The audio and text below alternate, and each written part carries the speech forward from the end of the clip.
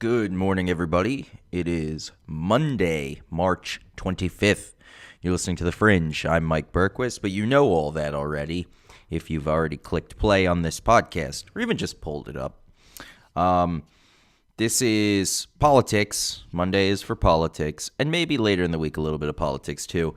I want to apologize right off the bat to any listeners who were hoping to hear a non-political version of the show towards the end of this past week. It just didn't work out. I couldn't find time to record. Like I said on the last podcast, I think, I don't have a studio. I'm just in the kitchen of my home. Other people live here. They come and go all the time. So my windows of being able to record this and also be very alert and ready to go they're minimal. So try to knock this one out within the next hour or so and then get it up by the end of the day. But you don't need to know all of that because you'll hear it at the end of the day if my plan goes according to plan. So let's jump into politics here, I suppose. We're not doing general topics today. We've got a good amount of things to look into. The big story, of course, I shouldn't even have to say it out loud, the Mueller Report.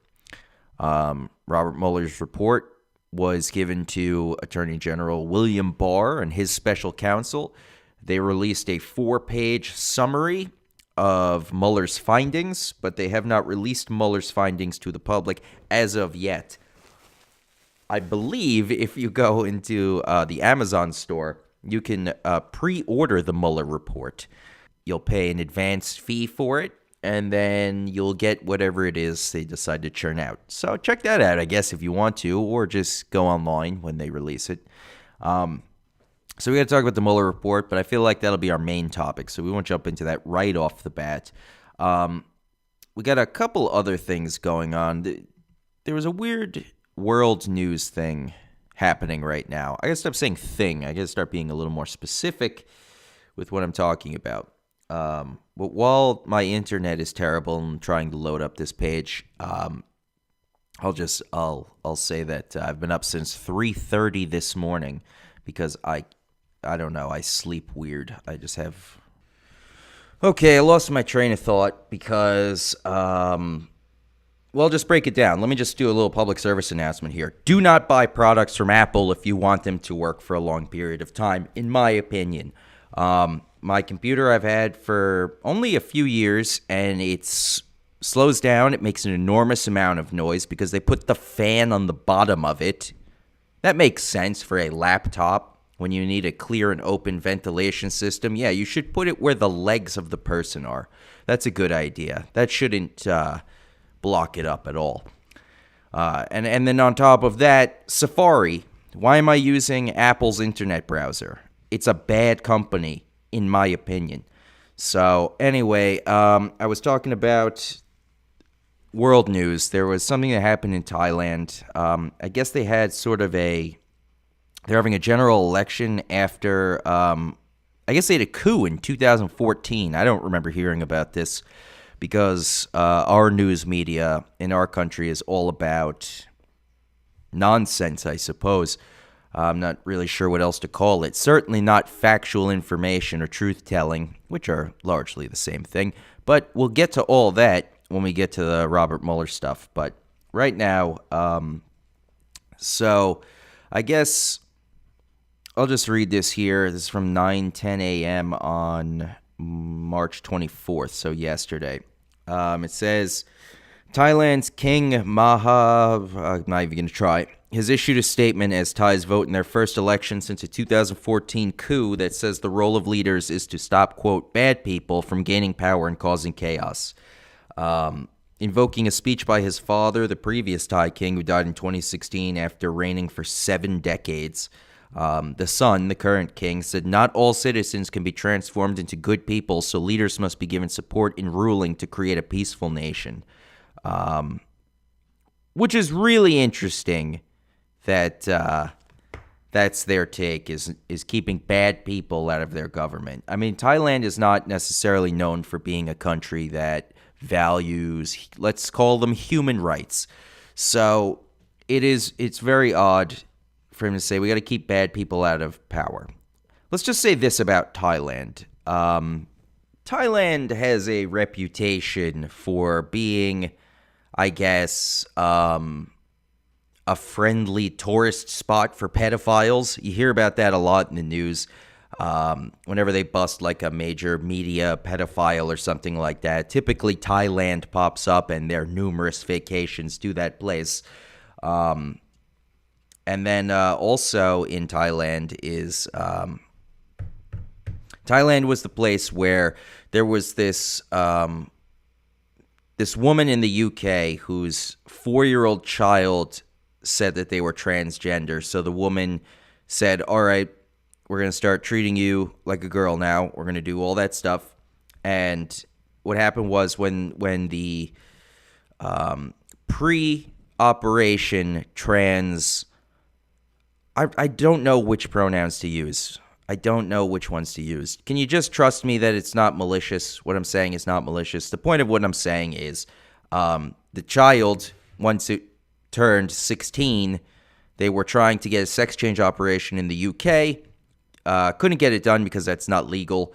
So where is it legal? Thailand. And that's where they went to get that done. I mean, Thailand has since raised the age for those procedures, but you could get it done when you were 16 in Thailand. So that's where that happened. So Thailand is a place where they just kind of, I don't know, do whatever they want.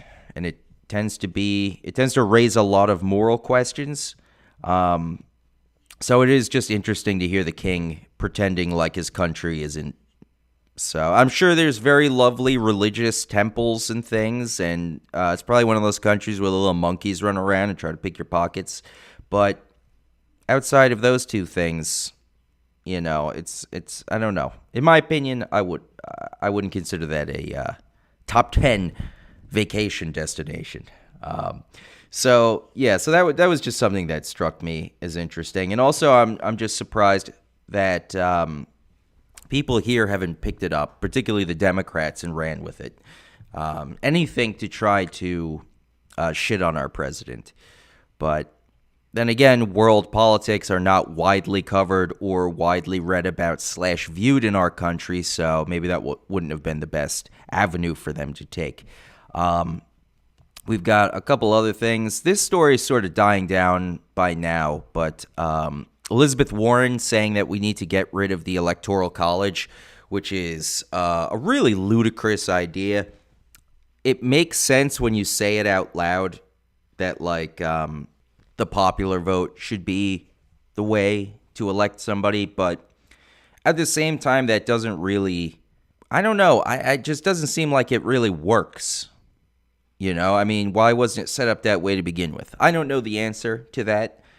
People say that the system is outdated. That's one of the reasons people are bringing it up.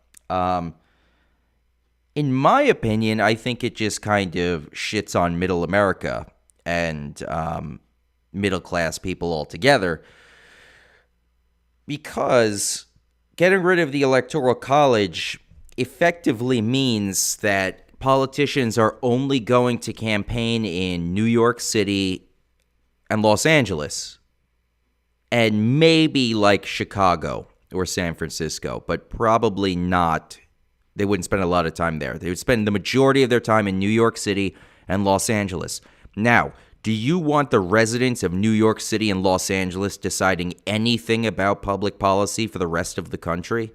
No, that doesn't make a lot of sense. You have to give a voice to middle America and the other states. And even though their populations are lower, the people in New York City don't know the needs of, small town Wyoming or small urban areas of a Colorado, or let's come up with another one for example, Arkansas, something like that. The people of Los Angeles don't know what Branson, Missouri needs. So you can't just have the popular vote, because they're going to spend all their time there. All their policies are going to be directed at getting those people's votes. So all the policies are going to be batshit insane. If you couldn't sort of figure that out on your own. So it's weird. Getting rid of the Electoral College is a bad idea. Again, it sounds nice, the idea of every person gets a vote and everyone's vote is equal to everyone else's vote. My personal opinion on voting, there needs to be some restrictions on it. I do not think everyone should have an equal vote to everyone. Again, that's not based on race, religion, creed, ethnicity, nothing like that. It's based on sort of how little attention the American people tend to pay to major things. And I'm not trying to sound snobby or condescending or anything like that, but there are a lot of people out there, and you encounter them every day, who don't pay attention to politics. And sometimes that doesn't necessarily mean they're stupid. That's not what I'm trying to say. A lot of people don't pay attention to it because it's too upsetting. And that's a very valid reason to not pay attention. If you're out of all the reasons, that's probably the most valid, is that it's upsetting. It's not great for mental health to be sort of hyper-focused on the ills of society all the time and the ills of politics. But people who don't pay attention and then also want to go vote, there's a very obvious flaw in that system. So I want that gone. I want something else put in its place. Like I said, some kind of questionnaire you have to take that's relevant to the election. And let's say it's 10 questions. You get 5 out of 10 right. Your vote is half. You have a half vote. If you get 7 out of 10 questions right, congratulations. Your vote is worth 7/10 of a vote. You would have to get all the questions right to have one full vote. That's how I think it should be done. They'll never do that, though. They'll never do that because whatever the system is now, both sides have something to gain from it. The Democrats only want to abolish the Electoral College, specifically Elizabeth Warren, because they have a very hard time winning. And so when people who are sore losers lose, a lot of times they want to change the rules so that they can win next time. They don't want to make it more fair. They want to make it more quote unquote fair only for them.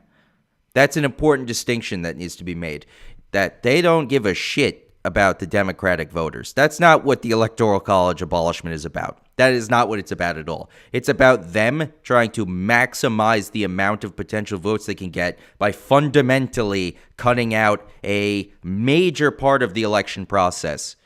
One that Hillary Clinton obviously couldn't figure out. Donald Trump could. Donald Trump even said when it was going on, he said,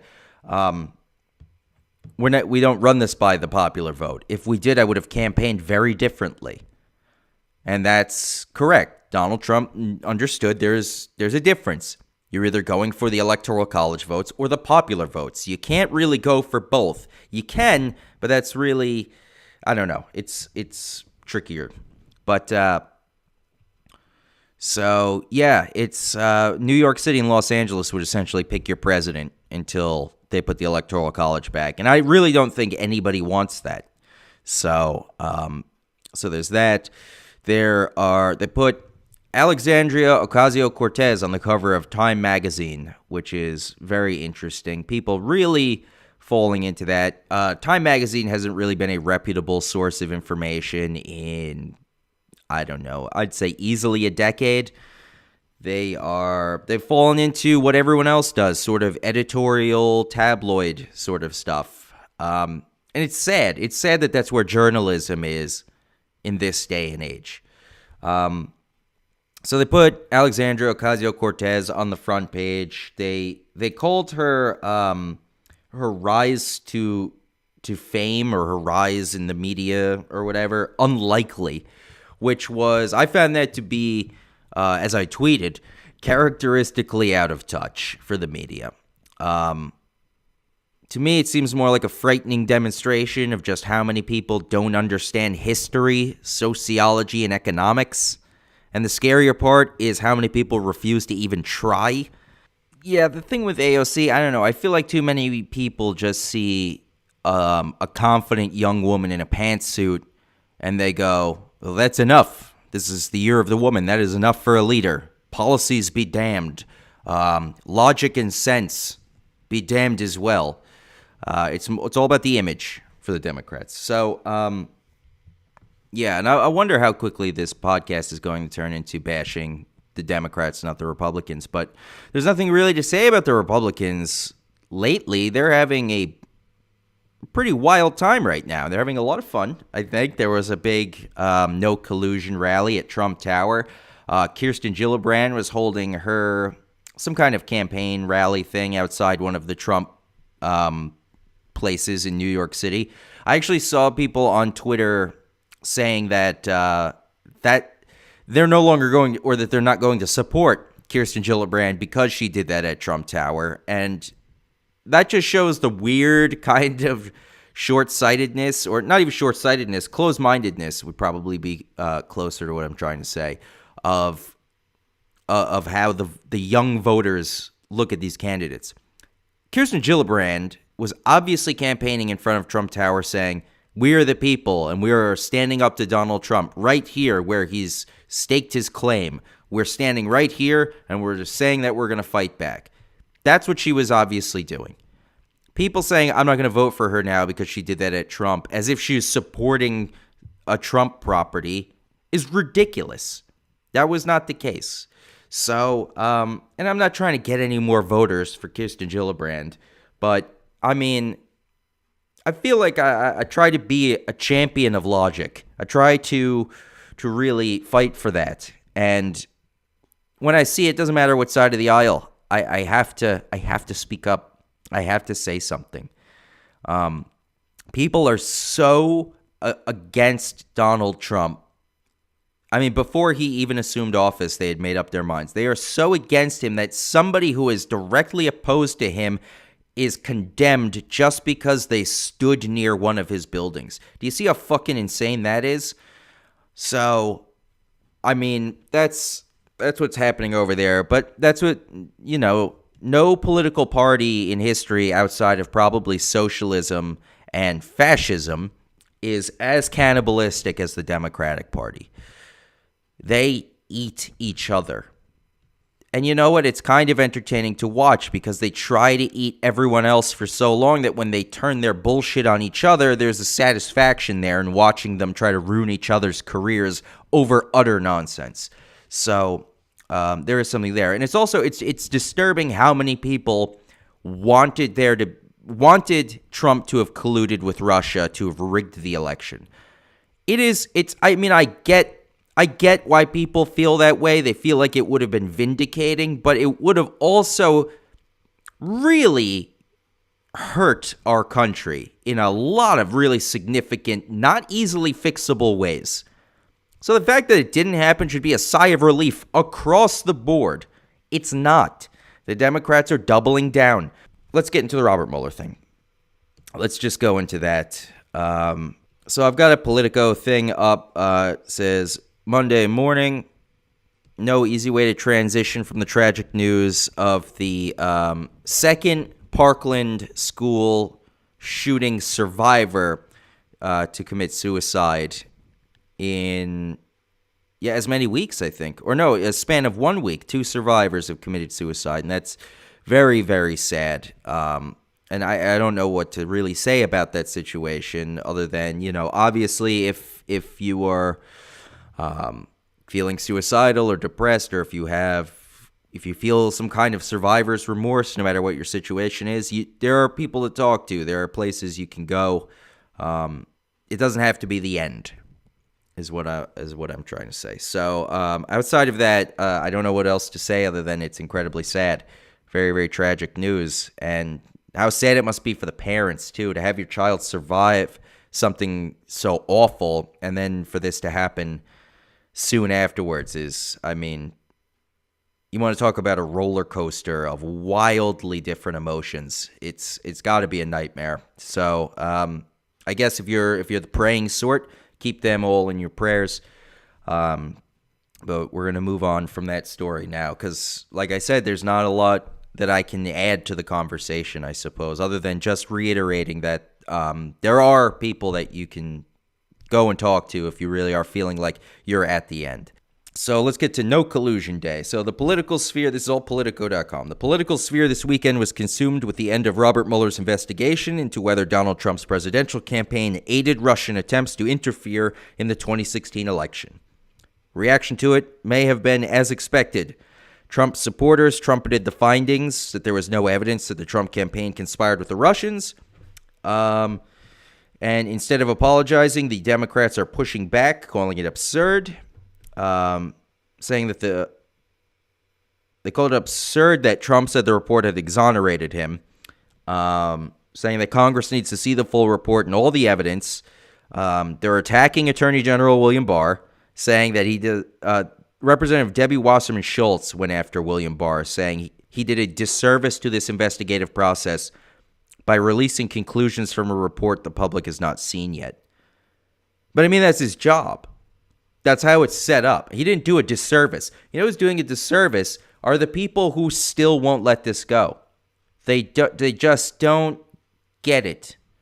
Here, GOP Senator Rick Scott, who I'm not a fan of, but he said he was a bit more restrained than some other Republicans. He took a mild swipe at Democrats, saying, this isn't the results the Democrats wanted, but it's the facts.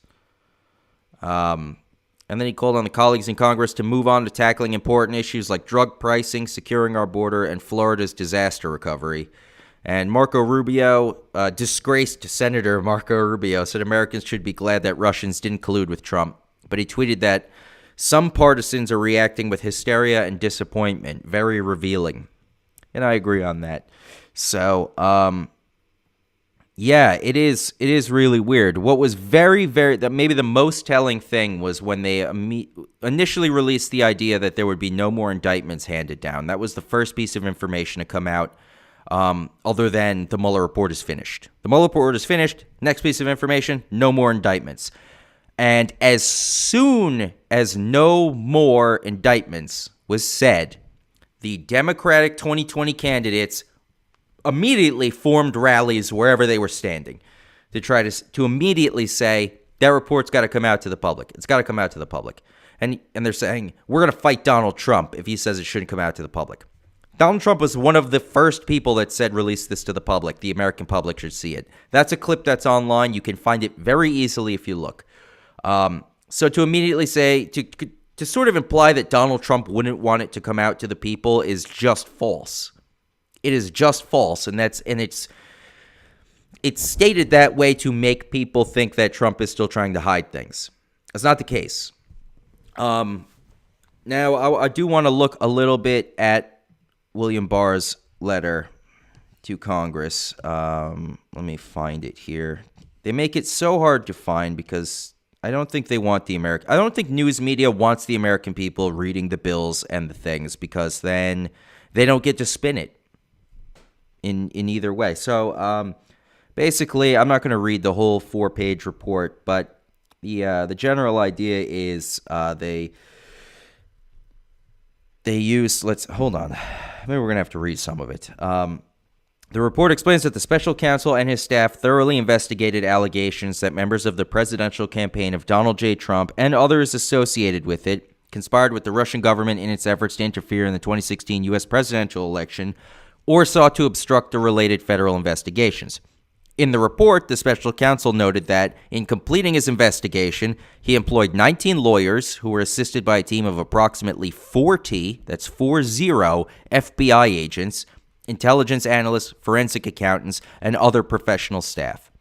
The special counsel issued more than 2,800 subpoenas, executed nearly 500 search warrants, obtained more than 230 orders for communication records, issued almost 50 orders authorizing use of pen registers, made 13 requests to foreign governments for evidence, and interviewed approximately 500 witnesses. That's not good enough for the Democrats. They want more. So, but continuing on with this, the special counsel obtained a number of indictments and convictions of individuals and entities in connection with this investigation, all of which have been publicly disclosed. So there are no more secret ones that are coming out. Everything that was going to happen has happened. During the course of his investigation, the special counsel also referred several matters to other offices for further action. The report does not recommend any further indictments, nor did the special counsel obtain any sealed indictments that have yet to be made public. So, you've got the Attorney General saying, no more indictments. You've got Robert Mueller saying, no more indictments. That's both. Russian interference in the 2016 U.S. presidential election. They divided this report into two parts. The first one were the results of the special counsel's investigation into Russian interference in the 2016 U.S. presidential election. So let's see. The report outlines the Russian effort to influence the election and documents crimes committed by persons associated with the Russian government in connection with those efforts. The report further explains that a primary consideration for the special counsel's investigation was whether any Americans, including individuals associated with the Trump campaign, joined the Russian conspiracies to influence the election, which would be a federal crime. The special counsel's investigation did not find that the Trump campaign or anyone associated with it conspired or coordinated with Russia in its efforts to influence the 2016 U.S. presidential election. As the report states, the investigation did not establish that members of the Trump campaign conspired or coordinated with the Russian government in its election interference activities. There you go. Now, special counsel investigation determined that there were two main Russian efforts to influence the election. The first one was attempts by a Russian organization called the IRA. Somebody should have told them that name was taken already, but that stands for the Internet Research Agency. To conduct disinformation and social media operations in the United States designed to sow social discord, eventually with the aim of interfering with the election. As noted above, the special counsel did not find that any U.S. person or Trump campaign official or associate conspired or knowingly coordinated with the IRA in its efforts, although the special counsel brought criminal charges against a number of Russian nationals and entities in connection with these activities. So people did get in trouble for that, but only the people that did it. The second element involved the Russian government's efforts to conduct computer hacking operations designed to gather and disseminate information to influence the election. The special counsel found that Russian government actors successfully hacked into computers and obtained emails from persons affiliated with the Clinton campaign and Democratic Party organizations and publicly disseminated those materials through various intermediaries, including WikiLeaks. Based on these activities, the special counsel brought criminal charges against a number of Russian military officers for conspiring to hack into computers in the United States for purposes of influencing the election. But as noted above, the special counsel did not find that the Trump campaign or anyone associated with it conspired or coordinated with the Russian government in these efforts, despite multiple offers from Russian-affiliated individuals to assist the Trump campaign. So the offer was there. It was not picked up. If anything, that looks even better for Trump. The obstruction of justice thing, you're going to hear this until the next election. You're going to hear about obstruction of justice. So this is the more important part to focus on. The first part, that's over and done with. I don't care what the liberals are saying. I don't care what the politicians are saying. That part's done. There was no collusion. That's definitive. It was decided. How many more investigations could you possibly have into this? Robert Mueller, he was your guy. He was Judge Dredd. He was coming in to judge. He was going to be judge, jury, and executioner right there on the spot. He had the autonomy. He had the power to do it. He was not beholden to anyone. And he didn't find anything. That's it. It's done. That part's done. There was no Russian collusion. So shut the fuck up about it now. Now let's get to obstruction of justice. The report's second part addresses a number of actions by the president, most of which have been the subject of public reporting, that the special counsel investigated as potentially raising obstruction of justice concerns. After making a thorough factual investigation into these matters, the special counsel, that's Robert Mueller, considered whether to evaluate the conduct under department standards governing prosecution and declination decisions, but ultimately determined not to make a traditional prosecutorial judgment. The special counsel, therefore, did not draw a conclusion, one way or the other, as to whether the examined conduct constituted obstruction. Instead, for each of the relevant actions investigated, the report sets out evidence on both sides of the question and leaves unresolved what the special counsel views as quote-unquote difficult issues of law and fact concerning whether the president's actions and intent could be viewed as obstruction. The special counsel states that, quote, while this report does not conclude that the president committed a crime, it also does not exonerate him, end quote. Which is a really interesting sentence. Imagine if you were being interrogated for something you didn't do, and they decided, well, we can't say that you did commit a crime, but we're not saying that you don't also sell cocaine for some reason or something like that. It's like, we don't have anything to say you're guilty, but we're not ready to say you're not guilty yet. You know, it's like a weird kind of way of thinking where you don't follow the facts at all. The special counsel's decision to describe the facts of his obstruction investigation without reaching any legal conclusions leaves it to the Attorney General, William Barr, to determine whether the conduct described in the report constitutes a crime. Over the course of the investigation, the special counsel's office engaged in discussions with certain department officials regarding many of the legal and factual matters at issue in the special counsel's obstruction investigation.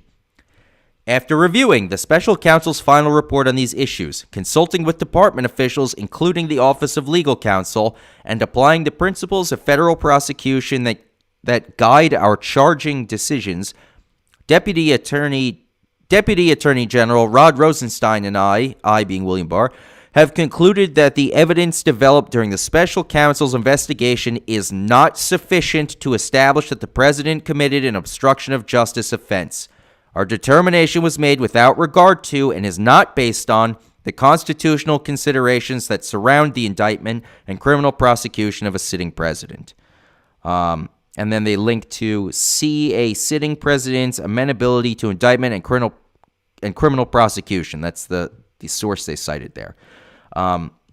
And so they said, in making this determination, we noted that the special counsel recognized that the evidence does not establish that the president was involved in an underlying crime related to Russian election interference, and that, while not determinative, the absence of such evidence bears upon the president's intent with respect to obstruction.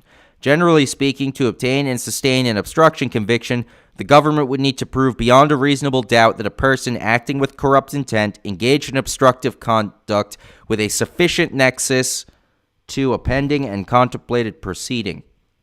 In cataloging the president's actions, many of which took place in public view, the report identifies no actions that, in our judgment, constitute obstructive conduct, had a nexus to a pending or contemplated proceeding, and were done with corrupt intent, each of which, under the department's principles of federal prosecution guiding charging decisions, would need to be proven beyond a reasonable doubt to establish an obstruction of justice offense.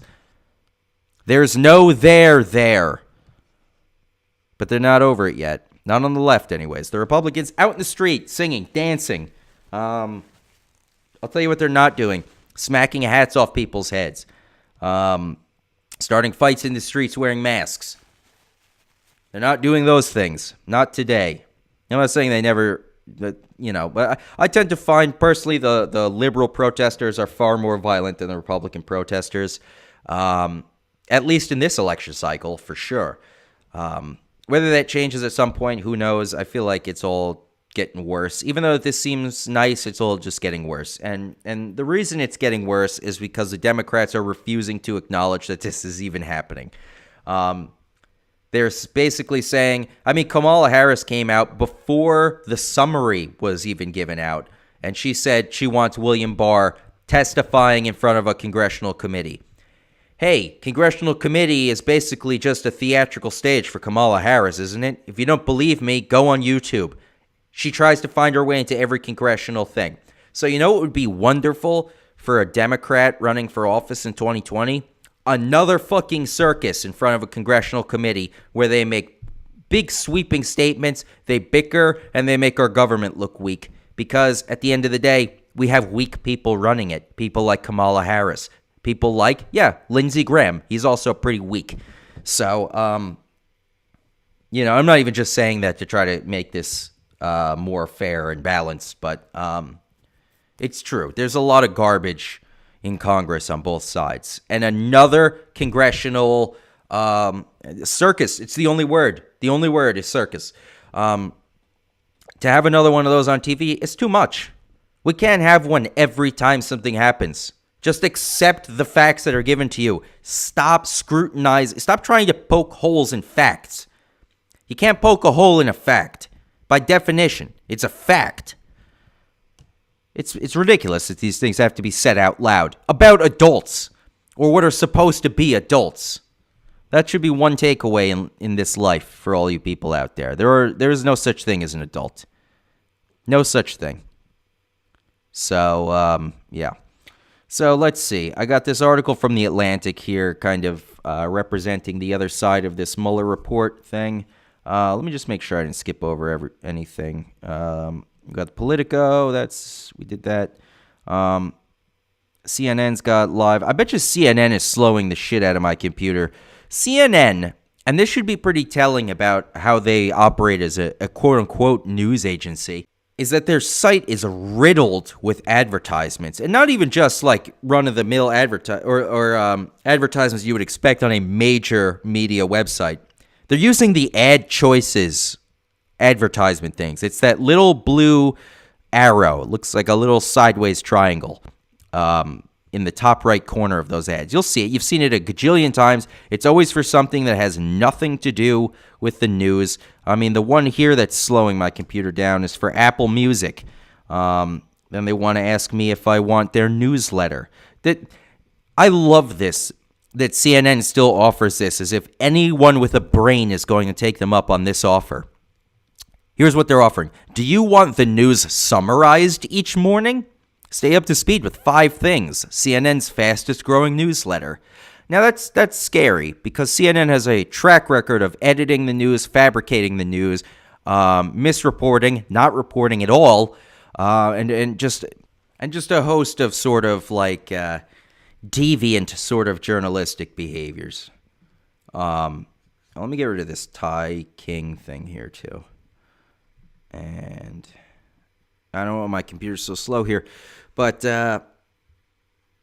okay, so Mueller Report summary is out. Let's see. CNN says, here's what you need to know about the Mueller Report summary. And they posted this 14 and a half hours ago. Everything they need to know, no collusion. It says, but Mueller did not exonerate Trump. Mueller did not have sufficient evidence to prosecute obstruction of justice, Barr wrote, but he did not exonerate the president. Evidence lacking for obstruction of justice. Barr and Deputy Attorney General Rod Rosenstein made the determination that the evidence was not sufficient to support a prosecution of the president for obstruction of justice.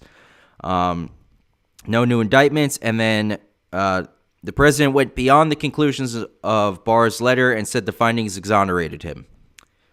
Here's a quote from Trump. This was an illegal takedown that failed, and hopefully somebody's going to be looking at the other side, Trump said. Yeah, I mean, this was the hill they decided to die on, and now they're suddenly not ready to die. It's interesting. Definitely interesting. So, now The Atlantic, which is, it's a liberal publication. Let's not pretend it's not. Under their ideas section, they call this article, Barr's Startling and Unseemly Haste. The Attorney General's letter will do little to bridge the partisan divide. Yeah, I wonder whose fault that is. As if that's a two-way street, even slightly. The Republicans are saying, come back into reality. There's nothing here. Everyone looked at it. We went along with this charade that we knew was a charade from the beginning. We went along with it, and it turned out to be a charade. Come on now. Enough. So, people are still bitching that we can't see the report that the special counsel submitted to Attorney General William Barr on Friday. It's Monday, by the way, and we haven't seen it since Friday, and people are bitching about that already. Now they're saying here, but we can see its shadow in the 4-page letter Barr sent to the chairs and ranking members of the House and Senate Judiciary Committees on Sunday afternoon. They're not even done reading it yet. The letter will be touted as vindication by President Donald Trump and his supporters, but will do little to bridge the partisan divide over Mueller's nearly 2-year investigation and will inspire more vociferous demands to release the entire report. Oh, what's happening here? Your system's run out of application memory. That's no good. Let's force quit that one. Apple products, man. I am no fan of Apple products. Designed to break, in my opinion. And as much as I love Steve Jobs as a human being, I detest the company that exists now. And I know that's kind of the opposite for a lot of people. A lot of people don't like Steve Jobs. I like him a lot. He's a guy who suffered no bullshit, demanded excellence from people who are at the top of the field, by the way. So that's not too big a demand. And just because he was a little grouchy because people weren't doing the shit correctly, he gets a bad rap. I don't like that. So anyway, The company is terrible, though, now. And Tim Cook is a disgrace to everything that Steve Jobs built. Moving along. So let's see here. Barr's letter thoroughly quelled some of the fondest hopes of the anti-Trump resistance. The letter revealed that Mueller closes investigation without recommending more criminal charges and that no further indictments are under seal, as some had speculated. That's a great relief for Trump and his family and associates, but it's not the end of their federal criminal jeopardy. Barr also pointed out that Mueller referred several matters to other offices for further action. For instance, the special counsel sent the investigation of Michael Cohen's hush money payments to Stormy Daniels to the U.S. Attorney's Office for the Southern District of New York, which secured Cohen's guilty plea for federal campaign finance violations. By the way, is Stormy Daniels being charged with prostitution?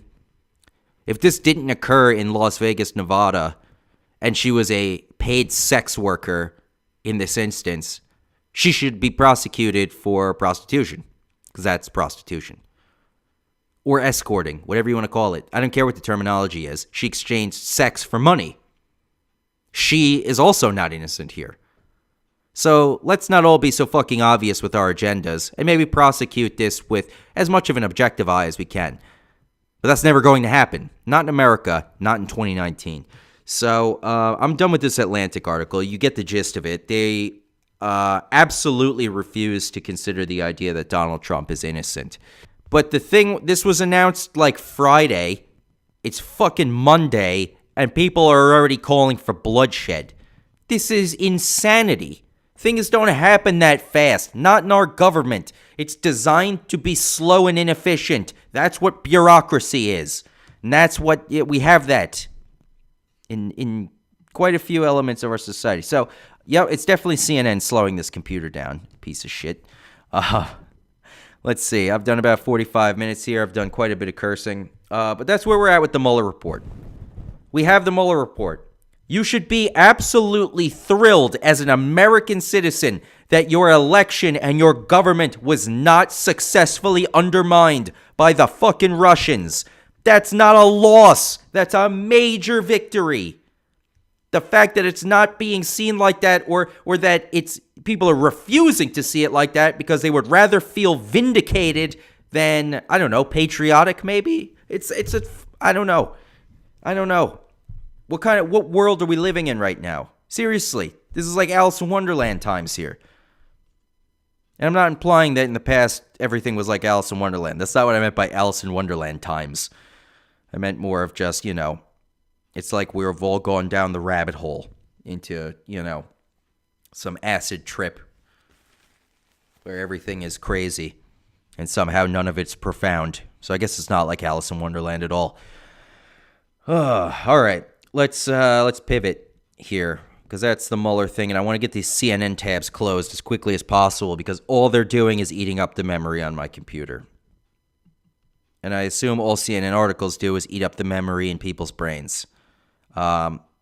I can't even get to this story. The page won't even load, but the headline is still in the tab, and the gist of it is, Kamala Harris calls for federal investment to raise teacher salaries. Now, if you're a fan of the old show I did, which was not political, it wasn't dominantly political. There was definitely politics involved in it, but it wasn't like the main crux of the show. If you know anything about my views on the education system in this country, they are essentially burn it all down and start again. That's my general idea for how to fix the education system in America. Burn it all to the ground. And I mean that literally. Every school building destroyed. Burned to the ground. Of course, no people inside. These would be controlled burns. Burn the schools down. Rebuild. Do it right.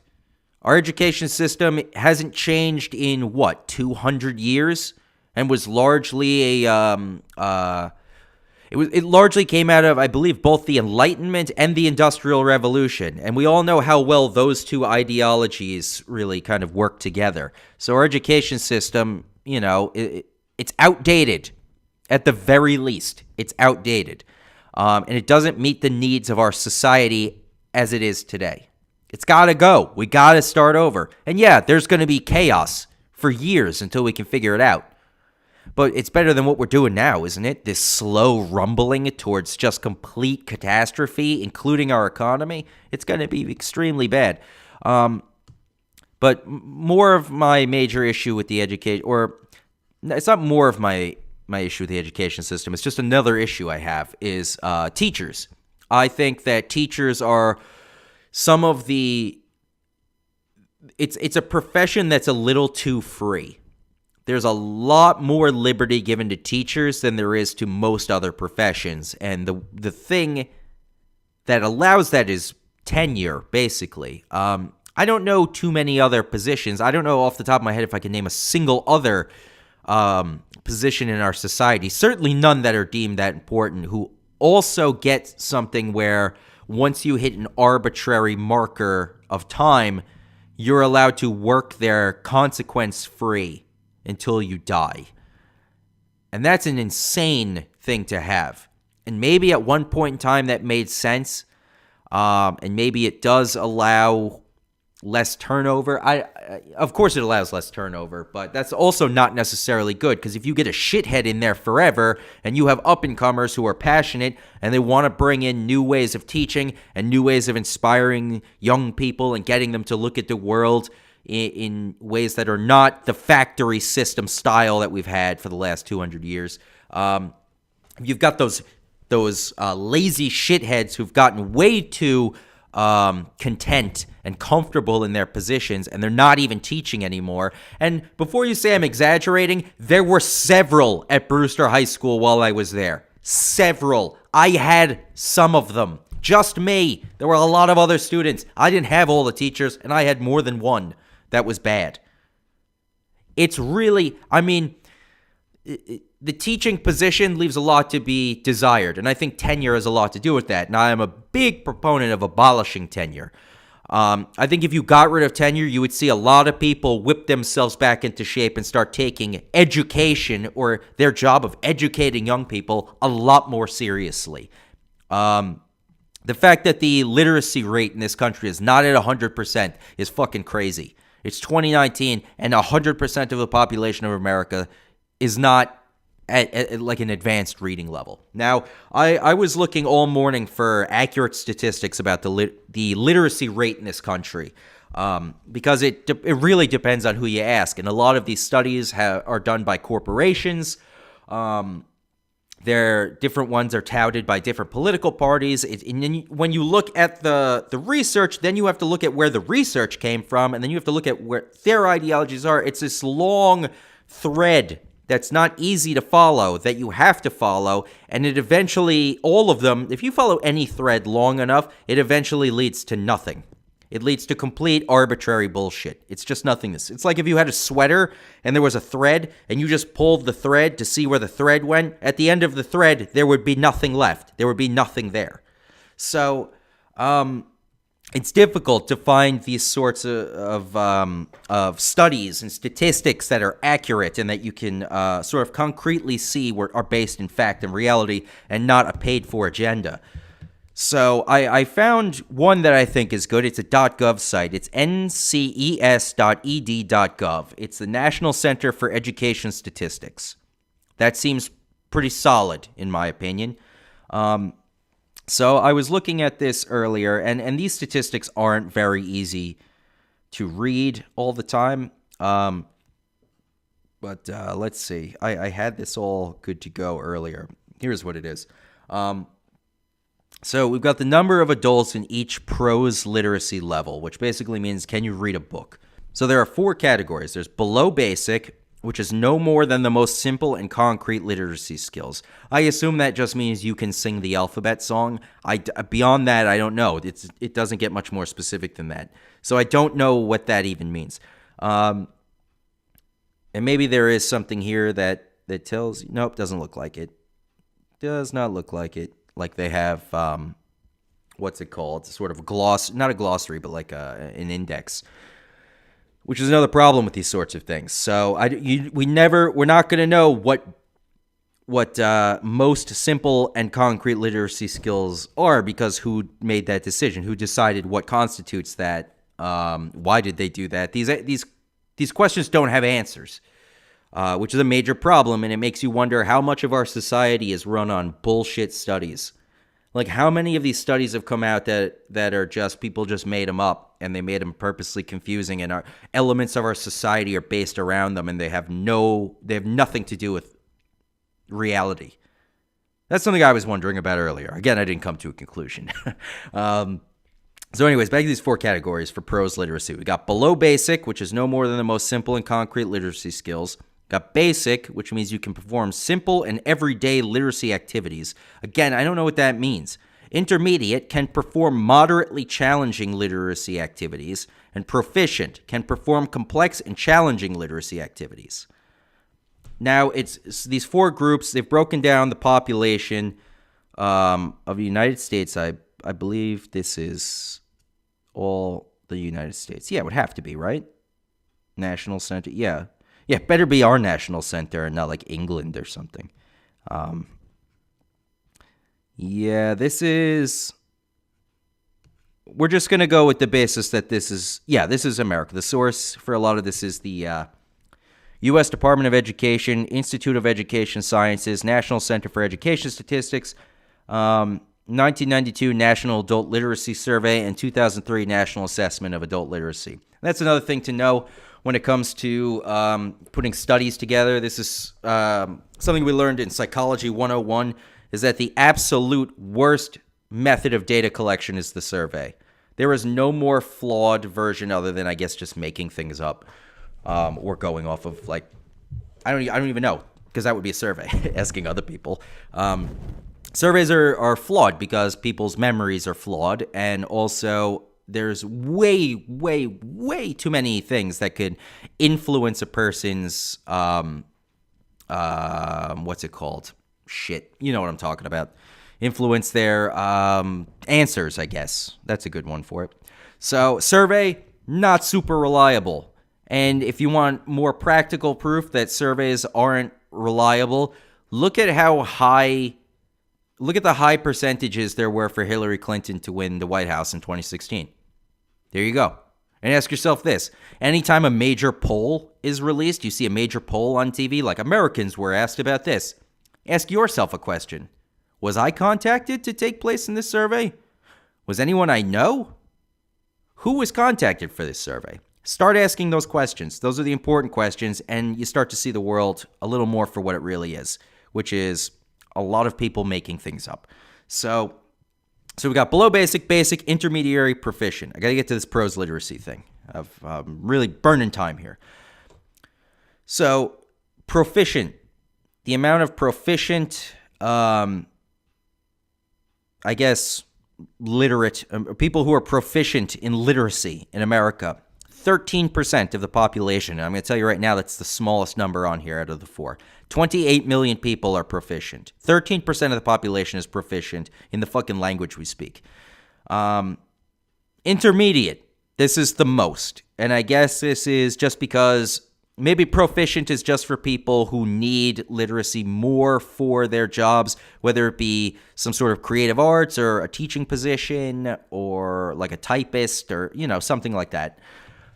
Or an editor, things in that kind of realm where writing and reading are an active part of what you're being paid to do. Intermediate is it's got to be run-of-the-mill American. It's the highest number. 44% of the population has intermediate, which means they can perform moderately challenging literacy activities, which is probably, again, we have to make assumptions because they don't provide us with more here.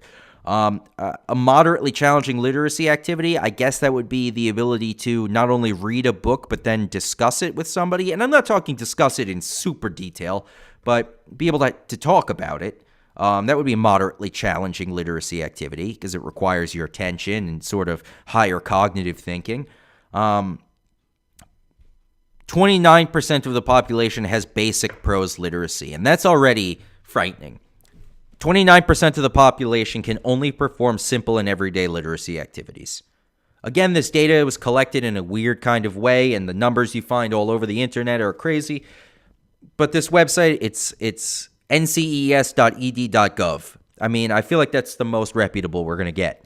And they say that 63 million people in our country, or 29% of the population, can only perform simple and everyday literacy activities.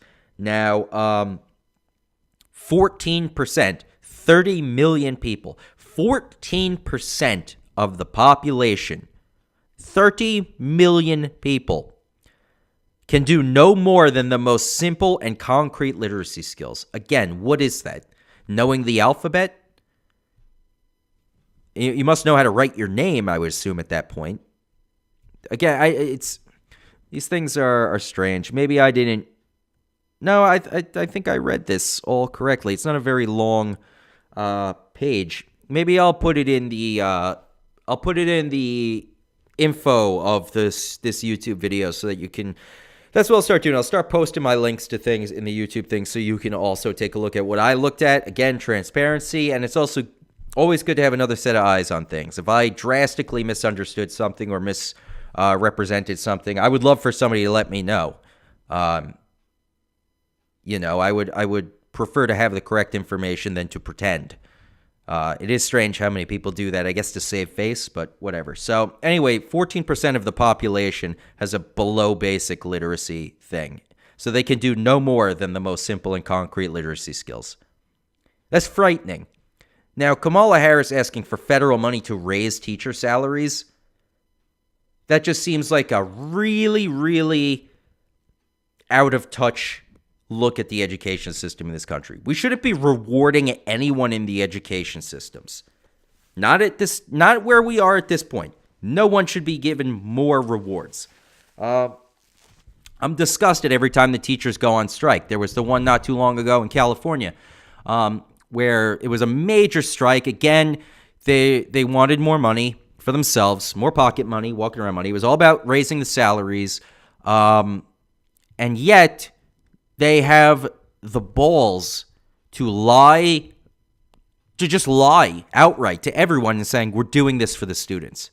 No, you're not doing it for the students, and I'll tell you why you're not doing it for the students. Because while you were out protesting, school was still in session. The government didn't close down the schools. So you weren't there. Then the government and the schools had to release public messages saying, due to the minimal amount of teachers and staff we have right now, we cannot guarantee the safety of your children. And these fuckers want to say that they're protesting and doing this for the students. If you really gave a shit about the students, you'd be in the fucking classroom teaching the students. But you're not. You're trying to rack up time till you hit tenure. You're trying to line your pockets. And you're taking it's easy street for a lot of these people. And not all people. There are definitely great teachers. I had several teachers who had a positive impact on my education. For sure. There's no doubt about that. Miss V, who I won't do her name on the air in case, it happens. I doubt she'll hear this anyways. But Miss V, she was my English teacher. I had her first in 8th grade, I think. First in 8th grade, and then again in 10th grade when she moved up to the high school. And I gave her hell quite a bit because I was, I was a mischievous young man. I liked a spirited debate. But never, I wouldn't say never for its own sake. Sometimes for its own sake. Yeah. Listen, like Roger Stone says, one of Stone's rules, politics is often performance art for its own sake. So, similarly, arguments, sometimes performance art for its own sake, at least when I was younger in class. So, but Miss V had a very positive impact on my education, and I realized that a little later on.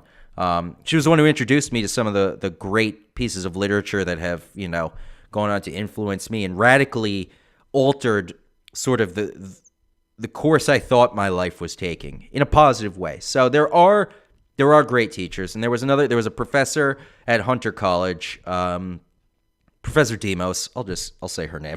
I guess she's a professor at a major school, so that's fine. Professor Demos, another one who her passion with teaching really shone through, and her passion was infectious. And so while she was sort of, I never want to use the word pontificating. I don't think pontificating is a negative term, but it's sort of a stigmatized term, I guess, when, pontificating is often sort of confusingly put together with pomposity and, those sorts of, what's the real word I'm looking for? Pretentious. She would pontificate, I guess, but in a nice way. She would kind of look off and she would be smiling, almost like she was just sort of like really just kind of feeling the literature. And you don't see that a lot, certainly not in education, because a lot of teachers see it as a platform for politics and indoctrination of the youth, which is happening. And if you don't believe that's happening, look at literally any college campus in this country. So what I'm saying is there are great teachers out there. There are teachers who deserve great things, but there's way too much shit there. It's like the bad teachers are not just shit, they're shit in the swimming pool. Now we got to drain the whole fucking pool. Now no one's having fun because of some asshole took a dump in the water. Literally. But So I mean, I tenure needs to be abolished. We need to take a harder look at if the education system in this country is actually doing what we need it to do. And it's not. A cursory glance will tell you it's not. If you dig deeper, you're just going to get frustrated with seeing how absolutely bad it is. So, I don't think any more rewards for the education system. Certainly no more federal money going to those places until we have significant turnaround. Now, there were other things here. I saw there was a statement here that they believe that some of the literacy statistics are influenced by immigration, and that people who immigrate here from predominantly Hispanic countries, I think I don't think there's any question that that's most of where the immigration is coming from, both legal and illegal in this country, are coming from dominantly Hispanic countries. So they're saying that the language barrier contributes to the amount of the population who, don't have these things. So it skews the numbers a little bit if you have too many people who, because I think when you look at these statistics, you're thinking of a child born in America, raised in America, lives in America, dies in America, beginning to end American. And that's not always the case. And they think a lot of the numbers are now skewed because the population is so strange and we don't have concrete knowledge of how many immigrants are even in the country. So they think that's skewing the numbers. But my refutation, I guess, to that idea is, who is more supportive of a completely open borders immigration policy than left-leaning people? And what do teachers tend to be? Left-leaning. Again, if you don't believe me, look at any university, academy, maybe not West Point, but these major universities, major colleges and schools, even high schools. Look around. It's heavily liberal. And so your children are being given a heavily liberal sort of bias on things. And they're going through thinking that's factual because your children still believe that adults exist. So they're still listening to adults. And that's something that you have to somehow teach your children to respect you, but to also not respect other adults. But kind of. They should shake hands and say please and thank you and be polite and courteous and hold doors open and all that good stuff and listen and speak and don't, attack people verbally, physically, however. But at the same time, you need them to know that just because somebody with gray hair says something, it doesn't mean it's based in anything. It doesn't automatically mean they're right. So, does that too. I don't remember how I got to that point, but I'm glad I did. So, because of the teachers, the education system is dominantly liberal. And liberals want open borders typically, and I'm being a little bit hyperbolic by saying they want completely open borders. Some people do. Some people think just let people come in. There should be no borders anywhere. We're all human. We should move around freely. But those of us who live here on planet Earth, in reality, with our feet placed firmly on the ground, both parties, mind you, the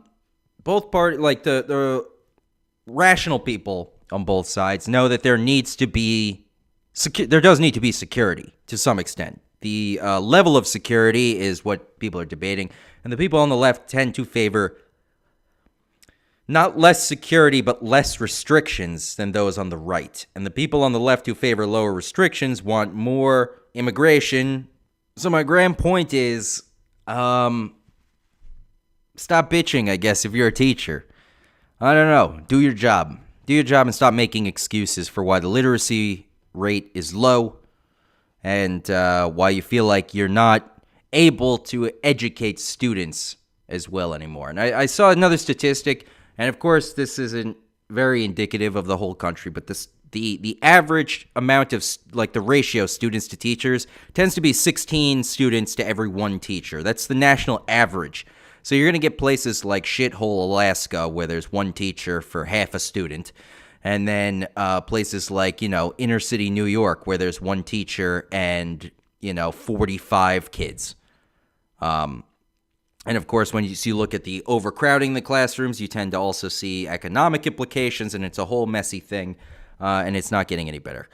But I still think, I don't know, I think the education system needs to change. I disagree with Kamala Harris on almost everything because she's, in my opinion, a very, very nasty, bad person. She's not good for our country. And funneling more money into a dying education system, specifically to raise teacher salaries, is just, it's confusing. It's confusing. I'm not totally sure what she seeks to gain from that kind of a political tactic. Maybe more liberals who will not read into the actual plan, not look at the societal implications, not look at the political implications. And then, then when everyone's taxes goes up, everyone gets upset for some reason. If you're a Democrat, you should never, ever be upset about taxes. Ever. Because your party is the party of taxes. Typically. There's a lot of Republicans out there, too, that do it. I think George H.W. Bush, didn't he famously say no more new taxes or whatever? And then within the first month of his presidency, he raised them. So, or he added new ones. I don't know. It was a whole thing. So, I mean, both sides are liars with all that shit. But, I don't know. Fix the education system. And I think that's where I'll leave you with things today. We've got more Mueller stuff coming up for sure. This thing is far from over. We got to look at the 2020 candidates some more, see how they're progressing. Somebody pointed out something very interesting to me earlier, and they didn't point it out to me. They pointed it out online. That's what I meant to say. They pointed it out online, and I saw it. So if that's pointing it out to me, then I guess I can say that. But the thing was, somebody posted a bunch of pictures of Beto O'Rourke and said, "I'm pretty sure Beto O'Rourke only has one outfit." And it didn't really, occur to me until I saw that it was like, oh, yeah. He wears a blue button-down shirt and, jeans. And that's it. It's the same shirt every time he's in public. It's a little strange. But I also sort of dress like a cartoon character. I wear a black hoodie sweatshirt all the time. I clean it. I can't speak for Beto O'Rourke, the man who went to Mexico to eat dirt. You can't drink the fucking water in Mexico. What are you doing eating the dirt? I don't know. I don't think that man should be president. Mostly because of the dirt thing. But we'll see. We'll see how it shakes out. I also think he should stop parroting headlines and actually come up with something that's a sensible solution to a real-life problem. But that might be asking a little too much from Beto O'Rourke. Who Kennedy on Fox News calls Beta O'Rourke, that's kind of funny, I guess. But also, it doesn't matter. So, anyway, that's where I'm leaving you all today. This was a little weird. Like I said, I've been up since 3:30 this morning. I'm feeling a little wild here, but it's around 9 o'clock now. And, yeah, this is going to do it. Thank you, everybody, for listening. Gonna do my best to get a more general talk episode out later in the week. No promises, except I promise to try. So that promise. Other than that, thanks for listening, everybody. Hit subscribe, hit like, leave a comment, share it, spread the word, please, and thanks. See you next time.